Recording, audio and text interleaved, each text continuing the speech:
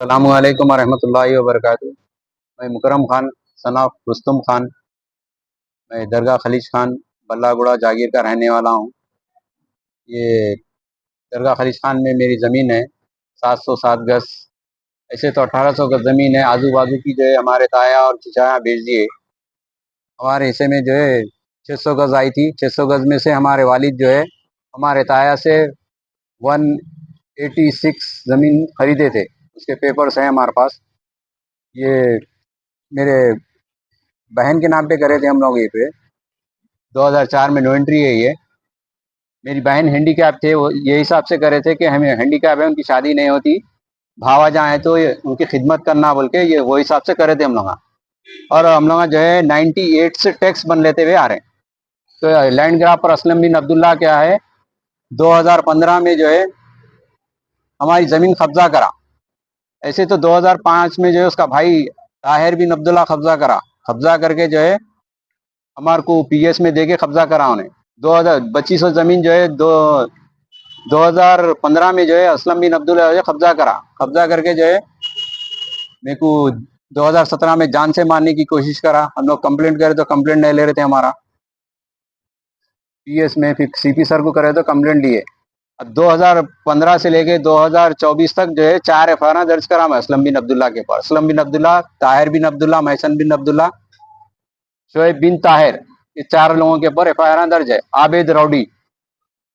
और ये 3 दिन से ये हो रहा है कि 3 दिन पहले जो है ताहिर बिन अब्दुल्ला का बेटा जो है शोएब बिन ताहिर आके जो है हमारे घर का कोर्ट में केस चल रहा 2015 से आके जो है। और वो पेपर लॉयर था हमारा जो है असदुल्ला शरीफ लॉयर है, ओरिजिनल पेपर है उसके पास ही है। 2015 से केस चल रहा हो। केस चलने के बावजूद भी आके जो है टॉर्चर कर रहे हैं हमारे को, जान से मारने के धमकियां दे रहे हैं।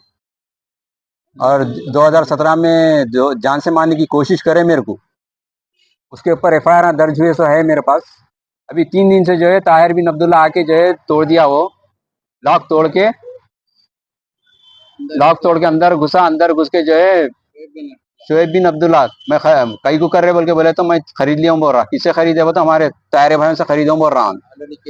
ऑलरेडी उस पर केस चल रहा। पुलिस में जाके कंप्लेंट करा। मैं 3 दिन से फिर रहा हूँ। कंप्लेंट का स्लिप भी है मेरे पास। 3 दिन से पीएस में फिर रहा हूँ, कोई रिस्पांस नहीं मिल रहा मेरे को। तो मैं सीपी सर को कंप्लेंट करा, साइबराबाद सीपी सर को कंप्लेंट करा। तो वहां से जो है एसीपी साहब को कंप्लेंट भेजे उन्होंने। एसीपी साहब ऑफिस पे बुला के मेरे को ठहरा करे।